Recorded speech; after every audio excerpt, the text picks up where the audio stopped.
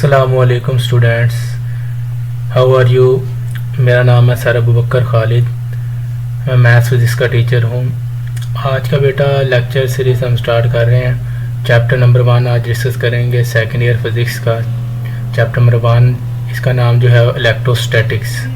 तो ये स्टार्ट करेंगे हम। बेसिकली जो है वो इसका आज का जो लेक्चर है वो इंट्रोडक्टरी लेक्चर है, बेसिक। तो सबसे पहले हम इलेक्ट्रोस्टैटिक्स में इसका वर्ड का मतलब समझ लेते हैं। इलेक्ट्रो का मतलब जो होता है बेटा, उसको हम कहते हैं चार्ज, और स्टैटिक्स, ये दो वर्ड का कम्बिनेशन है। इलेक्ट्रो का मतलब चार्ज और स्टैटिक्स का मतलब रेस्ट। मतलब कि चार्ज जब रेस्ट पे होता है तो इसको जो स्टडी करते हैं वो इलेक्ट्रोस्टैटिक्स में हम करते हैं। तो सबसे पहले जो है वो हम इसकी डेफिनेशन जानने से पहले हम ये देख लेते हैं कि ये जो चैप्टर नंबर 1 है वो इलेक्ट्रोस्टैटिक्स है। आपके सारे जो 3-4 चैप्टर हैं सेकेंड ईयर फिज़िक्स के, वो आपस में इंटरकनेक्टेड हैं, सारे टॉपिक्स उनके तकरीबन। उसमें लेक्चर को स्किप नहीं करना। तो सारे लेक्चर जो हम इंटरकनेक्टेड हैं, और इसमें चार्ज से कहानी स्टार्ट होती है। चार्ज जब रेस्ट पे होता है और उसकी जो फील्ड होती है उसको हम कहते हैं इलेक्ट्रिक फील्ड।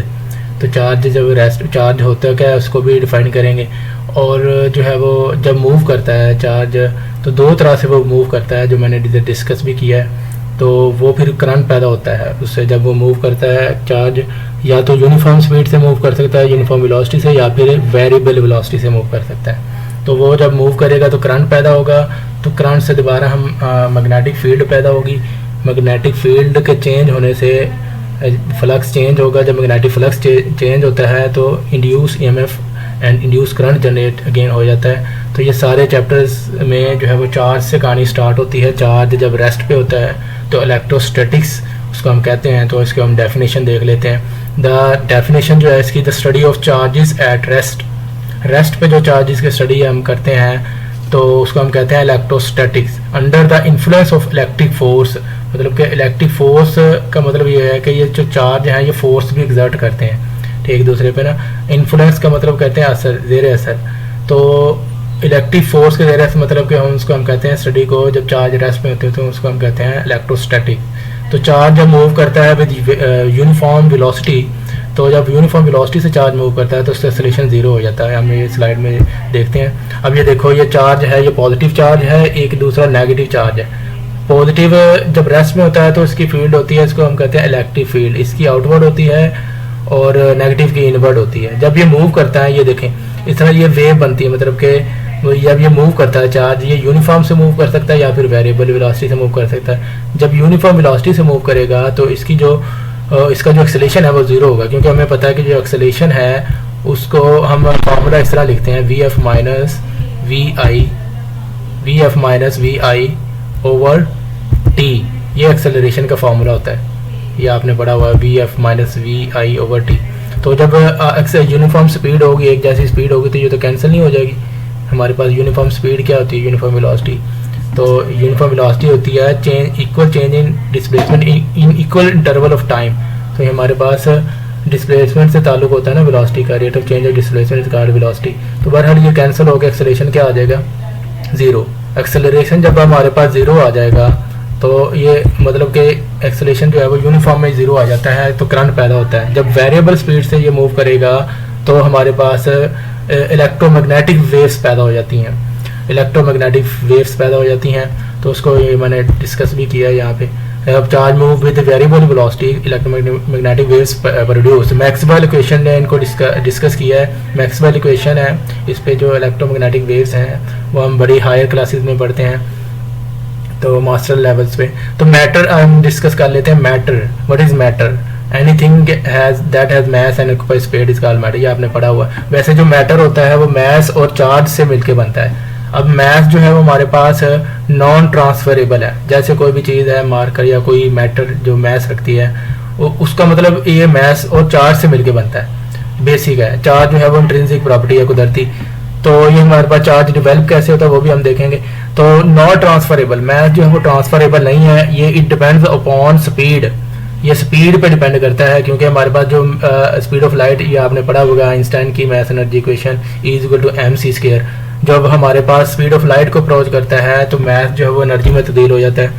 तो बहरहाल बोला था ट्रांसफरेबल जो है वो हमारे पास चार्ज जो है वो ट्रांसफरेबल होता है, it does not depend upon speed.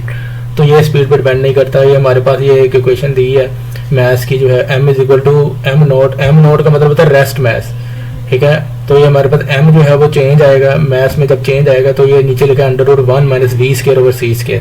जब स्पीड ऑफ लाइट को स्पीड जो है वो अप्रोच करेगी तो हमारे पास c यानी कि v की जगह पे हम c लिखेंगे तो c का स्क्वायर c का स्क्वायर कैंसिल होगा, 1 माइनस 1 क्या होगा 0। तो ये हमारे पास कोई किसी भी चीज़ को जब हम 0 से डिवाइड करते हैं तो आंसर आ जाता है इनफाइनाइट, मैथ जो है वो इनफाइनाइट हो जाएगा। बहरहाल ये हमारे पास ये जो क्वेश्चन है ये हमारे पास आइंस्टाइन की थ्योरीज होती हैं दो हमारे पास, एक तो स्पेशल थ्योरी, एक होती है जनरल थ्योरी, ठीक है। तो ये इसके कुछ रिजल्ट्स हैं। तो स्पेशल थ्योरी ऑफ रिलेटिविटी के तो जो हम पढ़ते हैं मैस वेरिएशन, टाइम डायलेशन और लेंथ कॉन्ट्रैक्शन, ये हम आई थिंक 19 चैप्टर में हम पढ़ेंगे इनको। तो बहरहाल ये बात की बातें हैं, तो ये डिपेंड करता है मैथ जो है। आगे हम चार्ज को जो है वो डिस्कस करते हैं। चार्ज जो इसकी डेफिनेशन लिखी है, it is the intrinsic property of fundamental particles, मतलब कि इंट्रिंसिक का मतलब होता है कुदरती सलाहियत है ये कोई, ठीक है। और फंडामेंटल पार्टिकल्स, अब फंडामेंटल पार्टिकल्स जो होते हैं वो जो बुनियादी पार्टिकल्स होते हैं मसलन इलेक्ट्रॉन, प्रोटॉन, तो ये हमारे पास फंडामेंटल पार्टिकल्स हैं। और हमारे पास क्योंकि ये कुछ सब एटॉमिक पार्टिकल्स भी होते हैं वो अलहदा होते हैं, वो हमको डिस्कस करते हैं, न्यूक्लियस में मौजूद है। तो बहरहाल जो चार्ज है वो हमारे पास फंडामेंटल पार्टिकल की इंट्रिंसिक प्रॉपर्टी है। इंट्रिंसिक मतलब कुदरती, जैसे इलेक्ट्रॉन पे नेगेटिव चार्ज होता है, प्रोटॉन पे पॉजिटिव चार्ज होता है, तो सिंबल जो है वो उसका चार्ज का क्यू है, कैपिटल क्यू है। यूनिट इसका हम देख लेते हैं, इसका यूनिट कूलम होता है, कूलम चार्ज का यूनिट कूलम सी। तो ये क्वांटिटी जो है ये कौन सी है, ये स्केलर क्वांटिटी होती है जी, Q is equal to 2c, मतलब कि उसकी मैग्नीट्यूड स्केलर में मैग्नीट्यूड को ही डिस्कस करते हैं ना, इसका कोई मतलब कि डायरेक्शन तो होती नहीं है। तो बहरहाल मेथड देखते हैं, चार्ज मेथड टू चार्ज, मतलब कि चार्ज करने के जो मेथड हैं वो 3 हैं, वो आपको पहले से पता भी हैं। तो बाय फ्रिक्शन से हम चार्ज को जो है वो पैदा कर सकते हैं, प्रोड्यूस कर सकते हैं। रब करने से फ्रिक्शन जो है, जैसे हम कंघी को बालों में रब करते हैं, बालों में कंघी जो है वो, उसके बाद जो है वो चार्ज आ जाता है कंघी के ऊपर ना। तो वो चार्ज जब हम पीसीज ऑफ पेपर को अटैच करते हैं उनसे, तो वो जो है वो पीसीज ऑफ पेपर जो है वो उससे चिपट जाते हैं कंघी से, जो आफ्टर सम टाइम वो फ्लाई भी हो जाते हैं, फ्लाई ऑफ। तो बहरहाल वो चार्ज जो है वो फ्रिक्शन की वजह से जो है वो पैदा डिवेल्प हो जाता है बॉडी पे। दूसरा तरीका है बाय इंडक्शन। इंडक्शन मतलब ये इलेक्ट्रोस्टैटिक इंडक्शन है विदाउट कॉन्टैक्ट, मतलब कि जब दो रॉड्स हैं मतलब कि चार्ज, ये आपने पढ़ा हुआ है 10th क्लास में भी, इंडक्शन इलेक्ट्रोस्टैटिक इंडक्शन में चार्ज की सेपरेशन हो जाती है। जैसे एक चार्ज बॉडी को हम इंसुलेटेड कंडक्टर के करीब लेके आते हैं तो उनमें चार्जेस की हो जाती है सेपरेशन। तो ये इलेक्ट्रोस्टैटिक इंडक्शन है जी, विदाउट कॉन्टैक्ट वो होना चाहिए। अगर कॉन्टैक्ट कर जाए मतलब कि अगर वो, तो फिर उसको हम कहेंगे कंडक्शन, मतलब कि चार्ज जो है वो फिर ट्रांसफर हो जाएगा ना उस पर, दूसरी बॉडी पे। तो बहरहाल ये मेथड है जी चार्ज के।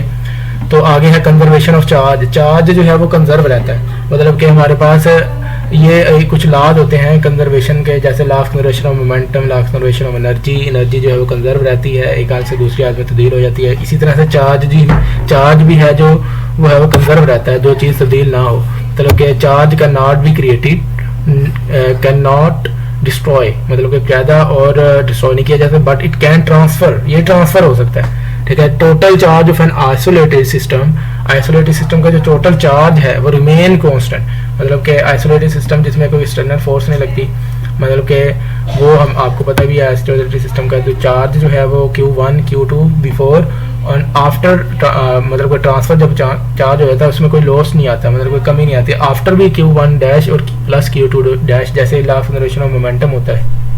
तो बहरहाल आगे हम देखते हैं इसके बारे में, क्वांटाइजेशन के बारे में। चार्ज जो है वो क्वांटाइज होता है, क्वांटाइजेशन ऑफ चार्ज हम डिस्कस करते हैं। क्वांटाइजेशन का मतलब होता है अवेलेबल इन फिक्स अमाउंट, मतलब कि ये जो चार्ज होता है ये फिक्स अमाउंट में अवेलेबल होता है, इसकी मकदार फिक्स होती है। इसकी एक जनरल इक्वेशन भी लिखी हुई है चार्ज की जो है वो Q equal two plus minus NE, मतलब कि चार्ज जो है ये Q चार्ज ऑफ बॉडी है। तो आगे N जो है वो इंटीजर है कोई 1 2 3, E का मतलब इलेक्ट्रॉन, चार्ज ऑन इलेक्ट्रॉन, इस पे जो इलेक्ट्रॉन पे चार्ज होता है वो होता है 1.6 10 की पावर माइनस 19 कूलम, ये चार्ज है, ठीक है। तो ये हमारे पास, तो आगे ये जो चार्ज है इसकी एग्जांपल भी दी हुई है, क्योंकि ये फिक्स अमाउंट में अवेलेबल होना चाहिए। 5 7, ये 3.5 में, पॉइंट में नहीं होना चाहिए, 3.5 में ये होना चाहिए 5 6 7, ये जितना भी हमारे पास ये इंटीजर में होना चाहिए N जो है। जैसे 5, 7 एंड 3 पॉइंट, मतलब कोई पॉइंट में नहीं होना चाहिए, ये फिक्स अमाउंट में होना चाहिए चार्ज जो है। तो आगे हम डिस्कस करते हैं जी, इसकी टाइप्स देख लेते हैं। टाइप्स ऑफ चार्ज, चार्ज की 2 टाइप्स हैं जी, positive charge and negative charge. तो पॉजिटिव चार्ज जो है वो प्रोटॉन को कहते हैं एंड नेगेटिव चार्ज इलेक्ट्रॉन है, ठीक है। तो इलेक्ट्रिक फोर्स, आज अब हम इलेक्ट्रिक फोर्स को भी डिस्कस कर लेते हैं। इलेक्ट्रिक फोर्स जो होती है, the force which holds the positive and negative charge that make up an atoms और मॉलिक्यूल, ठीक है। मिसाल के तौर पर एक एटम होता है, उस पर positive charge, centre part nucleus होता है, इस पर पॉजिटिव चार्ज है, प्रोटॉन्स इसमें मौजूद होते हैं, न्यूट्रॉन होते हैं, बहरहाल जो ऑर्बिट्स होते हैं उनमें इलेक्ट्रॉन्स होते हैं, इन पर नेगेटिव चार्ज होता है। तो इनमें एक फोर्स प्रेजेंट होती है जिसको हम कहते हैं इलेक्ट्रिक फोर्स।